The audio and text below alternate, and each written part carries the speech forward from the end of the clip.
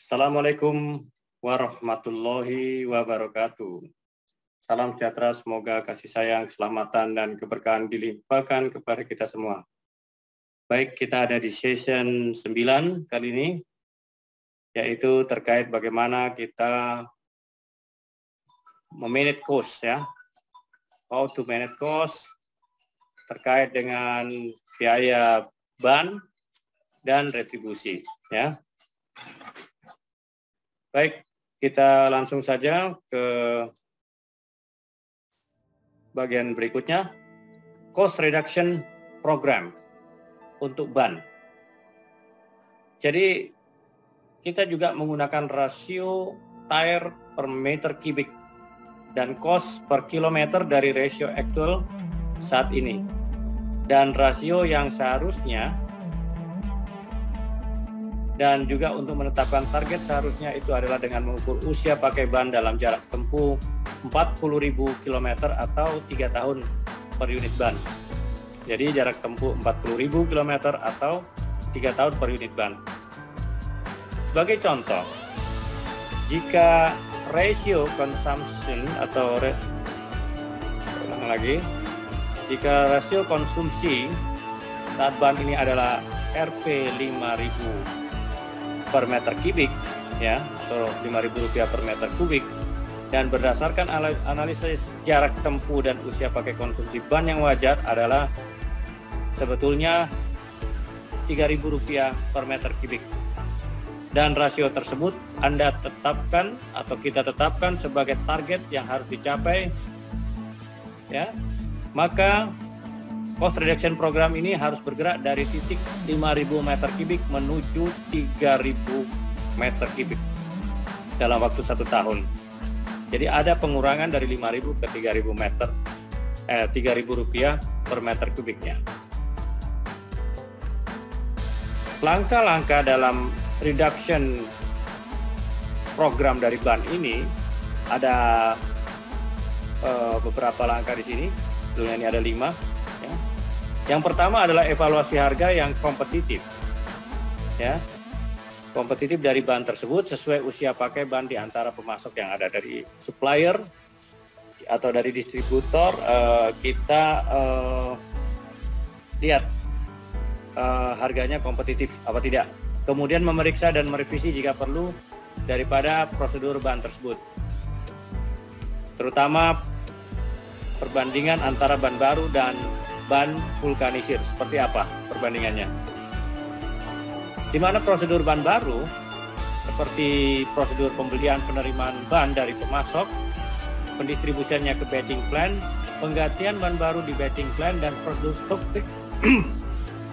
prosedur stock take ban original.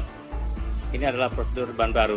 Sedangkan prosedur ban vulkanisir di sini adalah prosedur pemilihan casing oleh supplier vulkanisir, prosedur penerimaan ban vulkanisir, kemudian jadi dari supplier ban vulkanisir, prosedur pendistribusian dan ban vulkanisir ke batching plant, dan prosedur penggantian ban vulkanisir di batching plant dan prosedur stock take ban vulkanisir. Kemudian pisahkan laporan stock take ban antara ban original, ya, dan ban vulkanisir. Di mana kemudian yang ketiga ini adalah membuat patokan rasio pemakaian ban, cost per kilometer, dan cost per meter kubiknya secara kumulatif dari semua batching plant. Lalu yang keempat ini adalah mengontrol pemakaian ban yang abnormal pada setiap batching plant-nya. Dan yang terakhir, yang kelima, adalah mengontrol perawatan ban termasuk tekanan angin, tutup ventil, dan kebersihannya. Ya.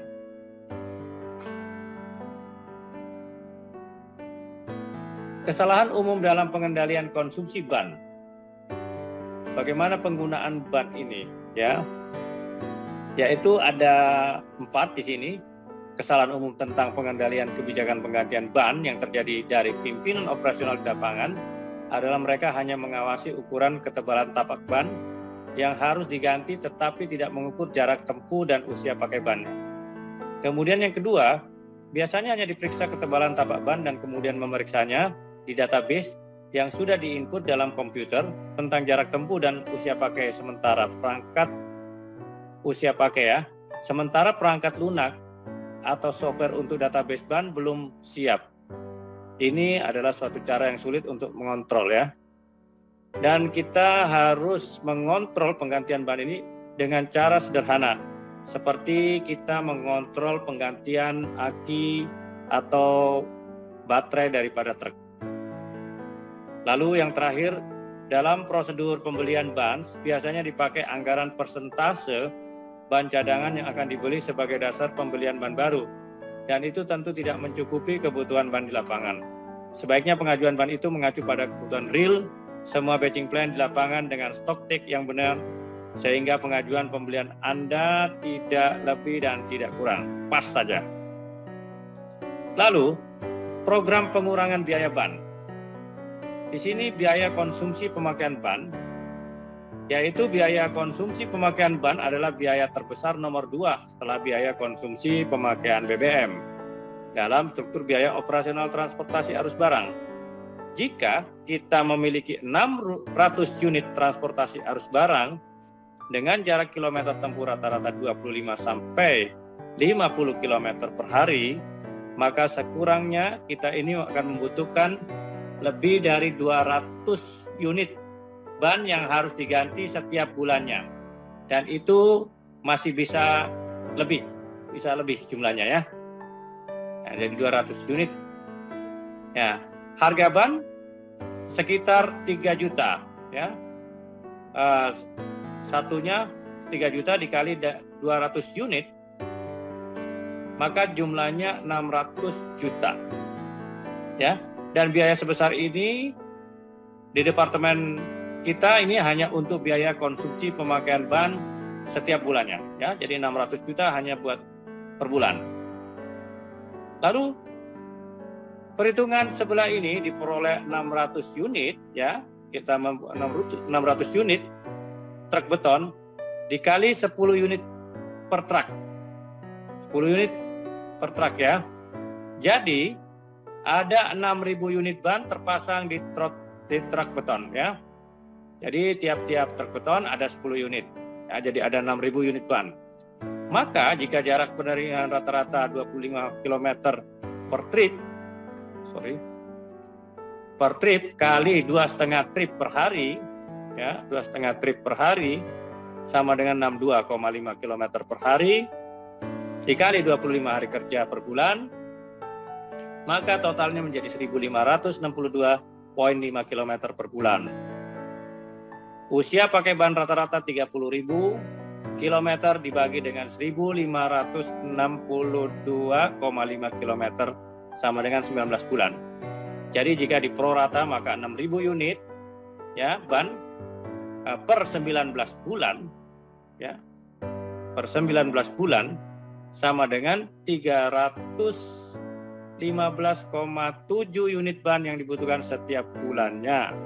Nah, jadi 6.000 dibagi 19 bulan. Ya. Nah, 19 bulan dari sini nih ya.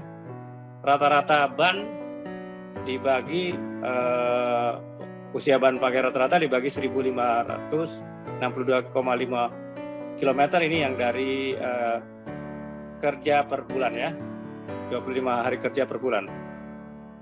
Nah, jadi itu sebabnya meskipun umur ban yang panjang, akan tetapi jika armadanya banyak jumlahnya, maka biaya konsumsi pemakaian ban menjadi fast moving spare part. Suatu spare part yang fast moving, ya, cepat.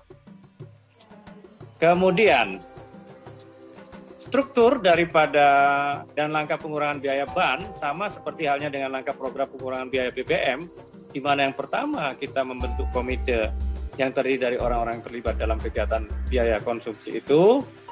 Kemudian kita membuat parameter. Yang kedua buat parameter rasio pemakaian ban yang wajar dan rasio pemakaian ban saat ini.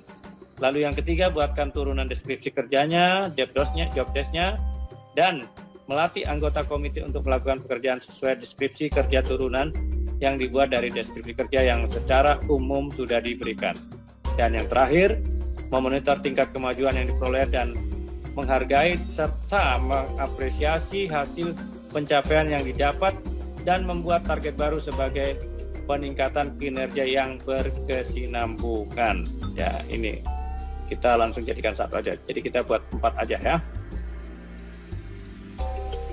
Lalu hal-hal yang berpengaruh dalam program pengurangan biaya ban. Ada 6 paling tidak. Di mana di situ biaya ban yang dapat mempengaruhi arus kas negatif bagi perusahaan. Kedua, kebutuhan ban cadangan. Ketiga, pengendalian biaya ban. Keempat, seputar permasalahan ban. Kelima, sistem informasi manajemen untuk ban. Keenam, adakah penyalahgunaan ban oleh pengemudi, di mana secara detail poin-poin yang berpengaruh ini dapat dibaca di buku transportasi manajemen, ya. Di buku manajemen logistik dan transportasi. Ya. Kemudian yang kelima, dari bagian ini ada program pengurangan biaya retribusi. Biaya retribusi di jalan untuk truk beton tidak bisa dihindari dan jenisnya ada 2 macam, yakni yang resmi dan yang tidak resmi. Dana retribusi dibagi menjadi 2 macam untuk penyalurannya, yaitu diberikan langsung oleh driver truk beton pada saat lewat di jalan tersebut dan diberikan secara bulanan oleh pengurus truk beton, tim kerja Anda atau tim kerja kita. Permasalahan dana retribusi. Beberapa permasalahan dana retribusi yang umum terjadi adalah sebagai berikut. Di mana dana retribusi yang diberikan secara bulanan, tetapi driver masih juga diminta retribusi harian pada saat melewati jalan tersebut. Nah, ini juga sering bermasalah.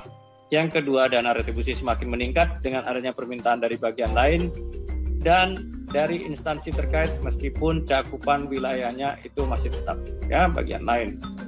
Lalu yang ketiga, dana retribusi itu tidak sampai atau hanya sampai sebagian saja dalam proses penyalurannya. Inilah ada permasalahan dalam dana retribusi. Dan solusinya ya harus ditinjau ya. Semua jalan yang dilalui truk arus barang ya, kita sebagai pengurus daripada transportasi ini harus meninjau dalam kaitannya dengan pembayaran retribusi yang dikeluarkan.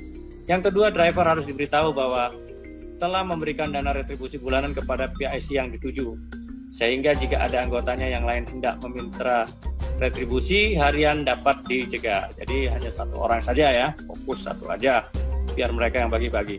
Kemudian jika armada yang dimiliki berkurang karena proyek mulai sepi dan rangkaian truk Anda sudah dialihkan ke area lain, maka Anda atau kita menjadi bijaksana jika dapat negosiasi ulang kepada pihak terkait mengenai keadaan ini dan mengurangi besaran jumlah dana retribusi yang diberikan. Lalu yang terakhir, harus memastikan bahwa dana retribusi itu sampai kepada pihak yang dituju.